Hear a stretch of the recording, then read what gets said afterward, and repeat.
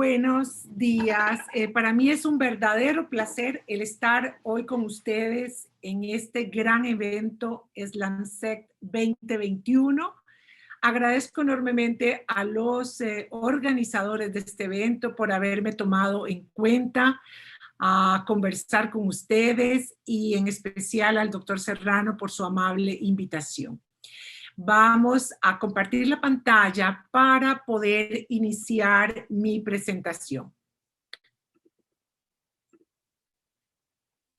El tema que me trae hoy con ustedes es discutir y reflexionar sobre la terapia de sustitución hormonal en la posmenopausia y su relación con el aborde de la disfunción sexual durante este periodo de la mujer. Sobre todo, la controversia actual que existe circunda el uso de andrógenos y voy a centrarme un poco sobre ese aspecto, ya que tuve la oportunidad de participar en el consenso mundial de uso de andrógenos en la posmenopausia. Voy a continuación a mostrarles mis conflictos de interés. Participo en numerosas actividades académicas, pero no tengo ningún conflicto de interés por la presentación que les voy a presentar, ni tampoco recibo honorarios por ella. ¿Qué agenda les he preparado? Vamos a revisar primero lo que son los beneficios potenciales de los andrógenos y la evolución de la esteroidogénesis en la mujer. Vamos a hablar de las limitaciones de las mediciones de testosterona en el laboratorio. Luego vamos a hablar de cuáles son las conclusiones de ese consenso mundial sobre el uso de testosterona, tanto en la mujer en las etapas reproductivas, pero sobre todo en la posmenopausia. Y al final vamos a tratar de llevarnos algunos mensajes a la casa. Empecemos. Esta revisión tan interesante de Patricia Monteleoni, en esta gráfica nos evidencia cuáles son los efectos potenciales del uso de testosterona para manejo de la sexualidad en la mujer posmenopáusica, pero más allá de la sexualidad. Resulta que, como ustedes pueden ver acá, los andrógenos participan en la patogenia de los fenómenos vasomotores y en la alteración del sueño en las mujeres posmenopáusicas. Modifica el estado anímico y participa en el deterioro cognitivo y en la plasticidad neuroendocrina de nuestras pacientes. Es bien conocido como no solo los estrógenos, sino también las alteraciones en andrógenos son capaces de modificarnos la piel y también las características y distribución del vello corporal en nuestras pacientes.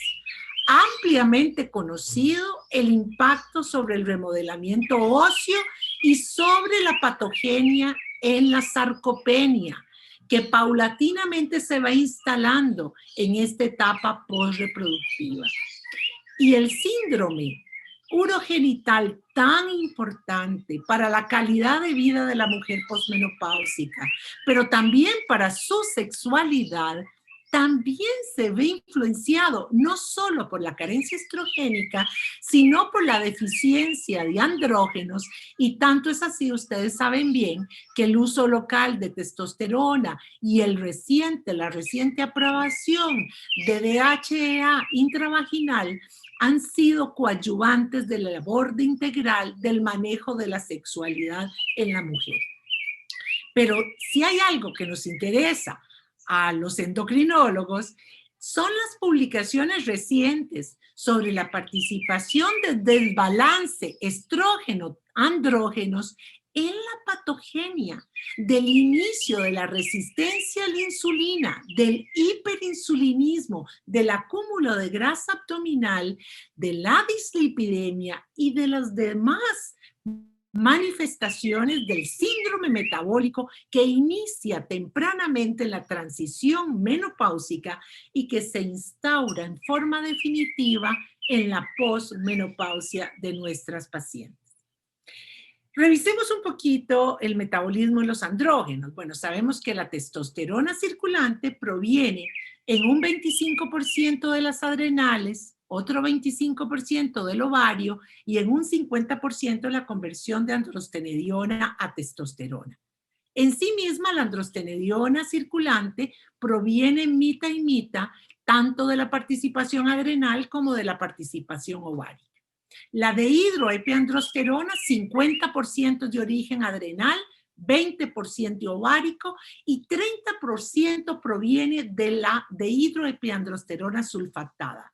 Y esta, a su vez, 100% proviene de las glándulas suprarrenales. Quiero detenerme algunos minutos a revisar la importancia de conocer los niveles de globulina transportadora de hormonas sexuales y sobre todo cuáles son los parámetros o condiciones que pueden aumentarlas o disminuirlas. Y esto cobra principal interés porque la testosterona circulante está unida en un 66% a la globulina transportadora de hormonas sexuales y en un 33% a la albúmina. De tal forma que condiciones que eleven la globulina transportadora de hormonas sexuales van a asociarse a un porcentaje menor de hormona androgénica bioactiva y podrían potencializar los síntomas de disfunción sexual en nuestras pacientes. Y estas condiciones podrían ser hepatitis, cirrosis, hipertiroidismo, el uso de anticonvulsivantes, el uso de estrógenos o el síndrome de inmunodeficiencia adquirida.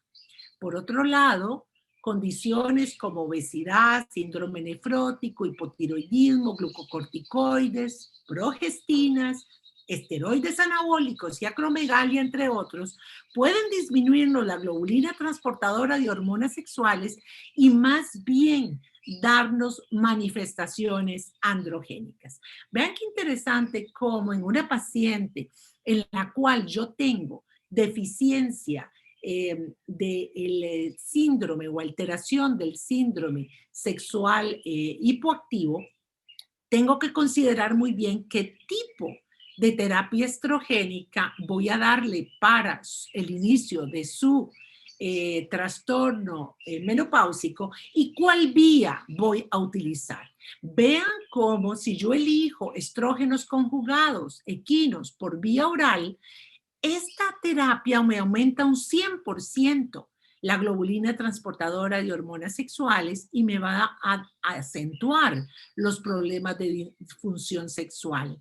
Si escojo estradiol oral micronizado, la elevación va a ser de un 45%, y si por el contrario prefiero elegir la vía transdérmica con 17 beta estradiol, solo se va a ver alterado o incrementado en un 12% y voy a tener preservación de la mayor parte de los andrógenos bioactivos. Otro concepto que es interesante es que siempre hemos dicho que la mujer es estrógeno puro, pero cuando expresamos las hormonas sexuales circulantes en picogramos por mililitro, que es la unidad que usualmente expresamos el estradiol, pero no los andrógenos, y cuando convertimos los andrógenos circulantes en picogramos por mililitro, vuelvan a ver las 4 últimas líneas que son los andrógenos, cómo la mujer está bañada con concentraciones sumamente elevadas de andrógenos. Claro, se modifican tanto en la menopausia natural, la segunda columna, como en la quirúrgica. Pero vean cómo persisten los andrógenos circulantes muy por encima de las concentraciones estrogénicas que nosotros conocemos. Vean, por ejemplo, el hecho de que otro mito que quiero aclarar o insistir en él y debatirlo es el concepto que teníamos muchos médicos de que los niveles androgénicos durante la mujer disminuyen a partir del momento de la menopausia y seguían un comportamiento paralelo a la reducción estrogénica ante la falla ovárica que conlleva la menopausia. Pues eso no es cierto. Los niveles androgénicos disminuyen tempranamente en la fase reproductiva y no como consecuencia de la menopausia. Y los ovarios continúan produciendo andrógenos hasta muy tarde en la vida. Por ello es que en ausencia de patología, los ovarios durante los actos quirúrgicos deberían de preservarse. El otro punto es que es más bien la edad, el envejecimiento, el que conlleva una disminución progresiva de los andrógenos en el plasma de la mujer. La edad explica la reducción de un 77% de la dehidroepiandrosterona sulfatada y por ello se habla de una adrenopausia, aparentemente con el envejecimiento. Y también la edad es responsable de un 55% de reducción de la testosterona total, de un 49% de la testosterona libre y un 64% de la delta 4 androstenediona. Y paralelamente, la globulina transportadora de hormonas sexuales se mantiene estable durante las diferentes décadas de la vida. Vean qué interesante los gráficos. Estos ya son estudios publicados por la doctora Davis en el 2015, cómo la testosterona total en este gráfico inicia su disminución al final de la década, de la segunda y tercera década de la vida, manteniéndose estable en las décadas subsiguientes. Un comportamiento muy parecido es el de la testosterona libre en la parte derecha de la lámina, y en la parte inferior vean cómo se comporta muy similarmente, iniciando su reducción a etapas tempranas de la vida reproductiva, el dehidroepiandrosterona sulfato y también la delta 4 androstenediona. A pesar de la realidad que les voy a presentar con los resultados del consenso de testosterona en la mujer, el común de los médicos y aún de nuestras pacientes piensan que existen enormes beneficios con el uso de testosterona en la mujer. Primero que nada, se imaginan un excelente sexo, se imaginan músculos enormes y sobre todo poca grasa y cuadritos abdominales, y se imaginan que con la testosterona van realmente a reducir la pérdida de masa ósea y las fracturas por osteoporosis posmenopáusica. Pero es importante que recordemos que podemos tener efectos secundarios aún utilizando dosis fisiológicas de sustitución androgénica, y antes de iniciar cualquier sustitución en este campo, debemos instruir a la paciente, advertirle para que nos reporten inmediatamente cualquier manifestación no deseada. Síntomas psicológicos como depresión, agresividad, irritabilidad, manifestaciones físicas como acné, alopecia, piel aceitosa, hirsutismo, clítoromegalia y enronquecimiento de la voz. Estos dos últimos efectos secundarios pueden ser totalmente permanentes y no revertir después de la suspensión de la sustitución. Además, puede haber impacto bioquímico y tal vez algunos posibles riesgos potenciales, con alteración del perfil lipídico en rangos aterogénicos, disfunción hepática, y no sabemos bien si esto puede participar en incremento del riesgo cardiovascular y tal vez de eventos oncológicos. El otro punto importante a revisar son las mediciones de testosterona. Y a este capítulo, el Consenso Mundial de Testosterona le dedicó un párrafo importante. Quiero recordarles que la mayor parte de la acción biológica de la testosterona depende del metabolismo intracelular, por lo cual los niveles séricos que podemos medir no son un buen indicador de exposición tisular a la testosterona. Existe además una enorme variabilidad en cuanto a la sensibilidad del receptor androgénico y a la respuesta androgénica del mismo, y no tiene relación con la concentración circulante de andrógenos. Y eso lo hemos visto. Hay una variabilidad individual muy importante.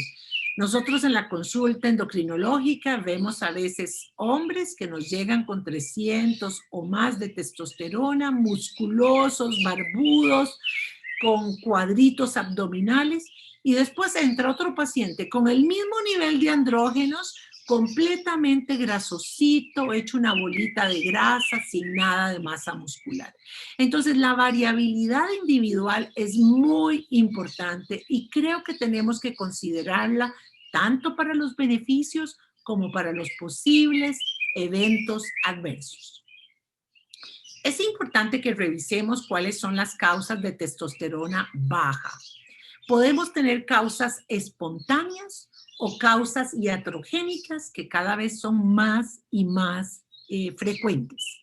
Dentro de las causas espontáneas podemos tener la disminución progresiva que ocurre con el envejecimiento, amenorrea hipotalámica, insuficiencia ovárica primaria, hiperprolactinemia, insuficiencia adrenal, panhipopituitarismo o también algunas medicaciones o condiciones como por ejemplo las patologías hepáticas o el síndrome de deficiencia adquirida, inmunoadquirida.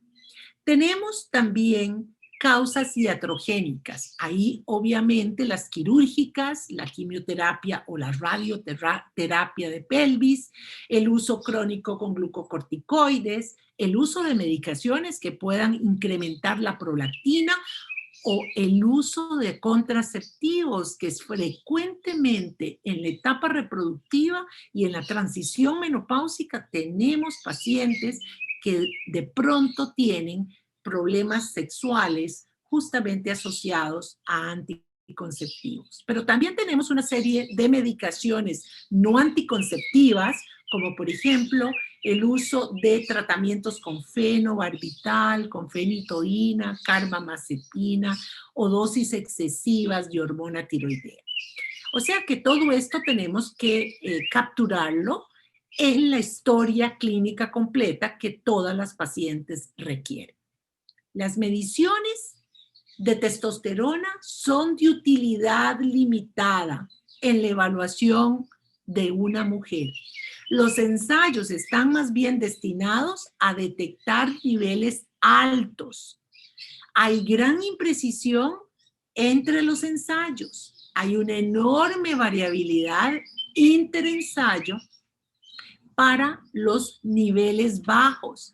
Y la cromatografía líquida por espectrometría ofrece la mayor precisión y es el estándar de oro para medir testosterona. Entonces, todos estos ensayos pierden cierta veracidad cuando estamos viendo o midiendo o buscando niveles bajos.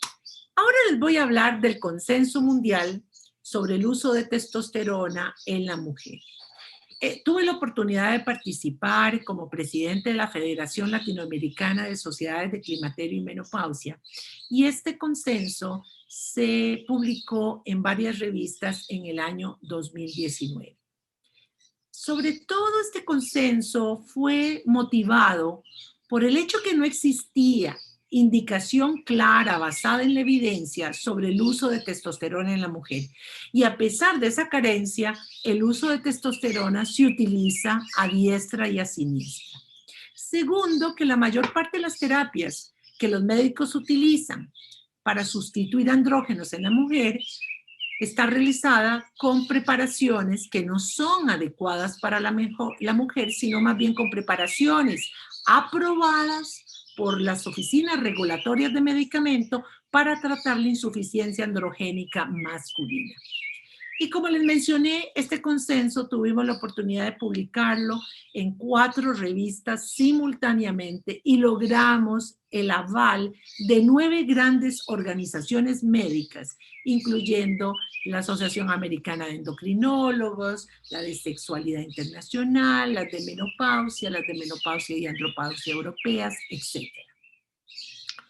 ¿Cuál fue el diseño de este estudio? Bueno, se planeó un metaanálisis de estudios ciegos controlados de al menos 12 semanas, completados entre enero de 1990 y diciembre del 2018, y se recabaron inicialmente más de 6,000 publicaciones que fueron siendo eliminadas hasta poder quedarnos con 46 reportes que lograron cumplir con los requisitos establecidos. La conclusión fundamental del consenso de este metaanálisis es que la testosterona puede ser efectiva para mejorar el bienestar sexual de las mujeres posmenopáusicas con trastornos de interés y de la excitación, lo cual antes se definía como el trastorno del deseo sexual hipoactivo.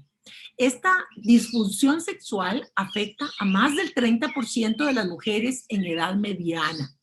El uso de testosterona aumenta el deseo, la excitación, el orgasmo y el placer sexual, junto con reducción de la preocupación y angustia que afecta este síndrome. Pero quiero recordarles que el diagnóstico del síndrome hipoactivo sexual es un diagnóstico clínico, no es un diagnóstico que se hace con niveles de testosterona. Está caracterizado por la ausencia persistente o recurrente de pensamientos sexuales, fantasías y o deseo de actividad sexual que causa estrés en la paciente o interpersonal de grado marcado. Tiene que preocuparle a la paciente para que realmente esa paciente sea tributaria de tratamiento. Y además, antes de elegir tratar, debemos descartar otras causas como son drogas o medicaciones, condiciones médicas, trastornos de depresión u otros trastornos psiquiátricos, alteración en la relación de pareja, patología endocrino-metabólica, trastornos neurológicos, patología vascular, problemas urológicos, trastornos del sueño, traumas posparto, trastornos ginecológicos, estados post-tratamiento de cáncer de mama o trauma sexual, entre otros. Y yo agregaría una mala sustitución estrogénica en el periodo de la ventana de oportunidad. Entonces, debo mencionar que las mujeres somos complejas. Pareciera que la satisfacción sexual en la mujer es muchísimo más compleja que la satisfacción sexual masculina. Y algunos de los participantes en esta sexualidad incluyen dispareunia o trastornos locales del síndrome urogenital que acompaña a la carencia estrogénica. Y uno de los pilares es, en ausencia de contraindicaciones, corregir este síndrome urogenital con terapia estrogénica, sistémica y local, que es muy importante recordarse del uso de terapia estrogénica local antes de pensar en sustituir con andrógenos una paciente. Desde el punto de vista fisiopatológico, la reina del deseo y la excitación es la dopamina. La dopamina es estimulada por la testosterona y es también estimulada por la melanocortina. Y es inhibida por la serotonina. Entonces, y también por la prolactina. Entonces, es tan importante que no tengamos medicamentos que nos puedan elevar la serotonina, como el uso de algunos antidepresivos que incrementan la recaptación de serotonina, y descartar que exista coadyuvantemente pues niveles de prolactina alterados. La dopamina estimula el deseo sexual y la excitación. El deseo también está incrementado por la terapia sustitutiva hormonal. Y como mencionamos, por otro lado, la serotonina es capaz de inhibir la excitación directamente, no solo a través de la inhibición de la dopamina. Y el deseo sexual es incrementado por la norepinefrina y por eso algunos medicamentos que incrementan la norepinefrina podemos utilizarlos como coadyuvantes en estos trastornos. Es interesante ver cómo la activación cerebral se ve diferente en pacientes sin síndrome hipoactivo sexual y con síndrome hipoactivo, como lo ven en la parte superior de la lámina, tanto en el hemisferio izquierdo como en el hemisferio derecho. Y es así como intervenciones terapéuticas con testosterona, conductuales, con fibansterida, con buspirona o con bupropion, pueden modular estos neurotransmisores y lograr que tengamos disminución serotoninérgica y por ende aumento de dopamina, aumento directo de la dopamina a través de la testosterona o incremento de la norepinefrina y de la dopamina utilizando, por ejemplo, buspirona y bupropion. Estos van a ser coadyuvantes que podríamos también utilizar en el manejo medicamentoso de estas pacientes. Pero volviendo al consenso mundial, quiero que vean las gráficas de eficacia obtenidas sobre eventos sexuales satisfactorios.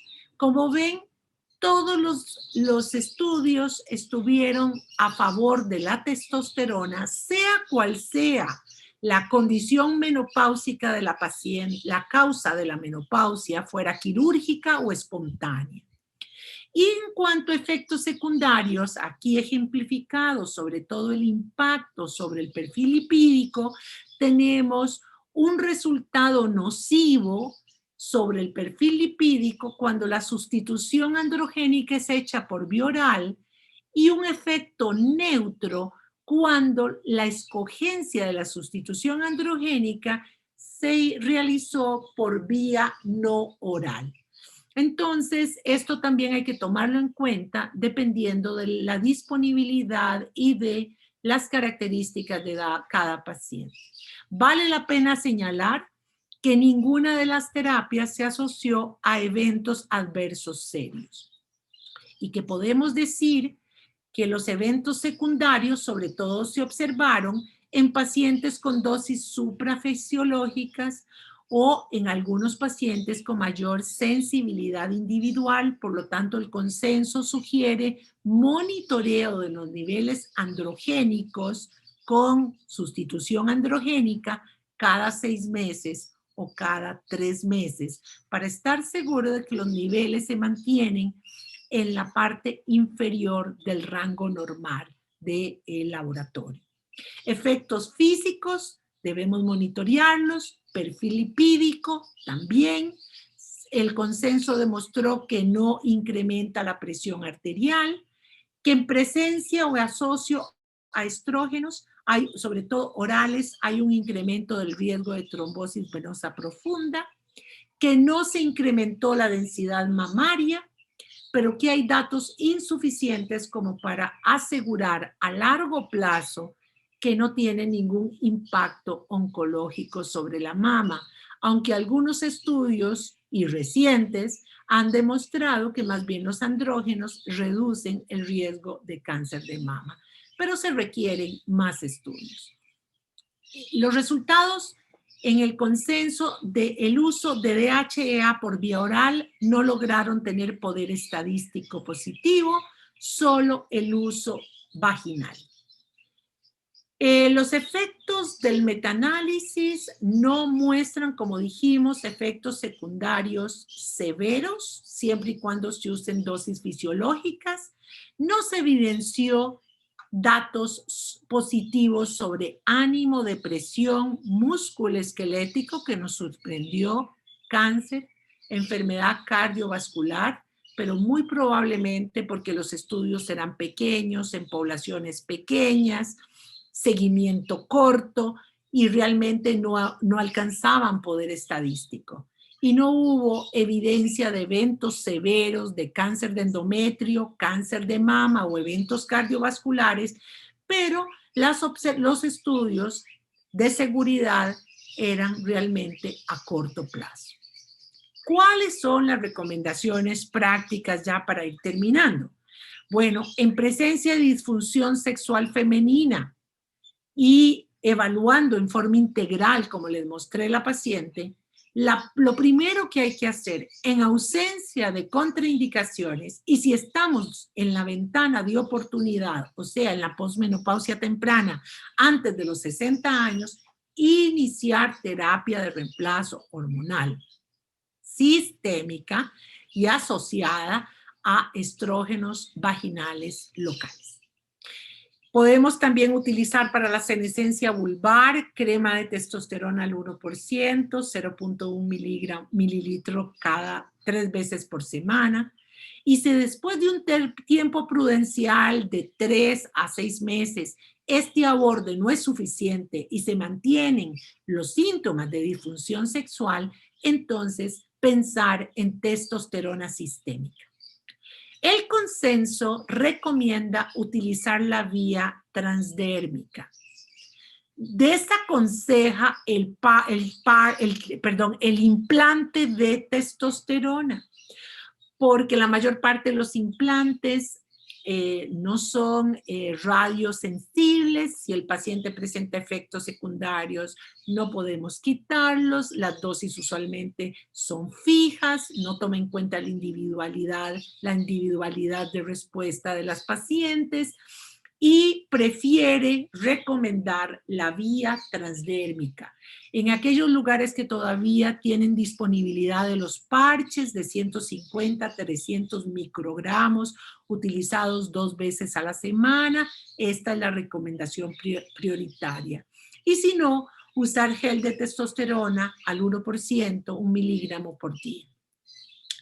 ¿Qué mensajes para terminar quiero que nos llevemos a la casa?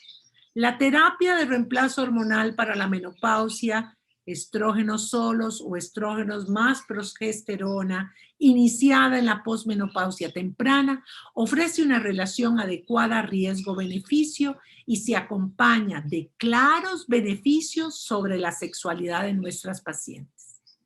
El síndrome de trastorno del deseo sexual hipoactivo implica modificación de estilos de vida, control de factores de riesgo, detección temprana de patologías prevalentes según el grupo etario, identificación de causas que deterioren la sexualidad antes de pensar en utilizar sustitución con andrógenos. No se debe usar el nivel de testosterona en sangre para hacer diagnóstico del síndrome sexual hipoactivo. Como les mencioné, el diagnóstico es clínico.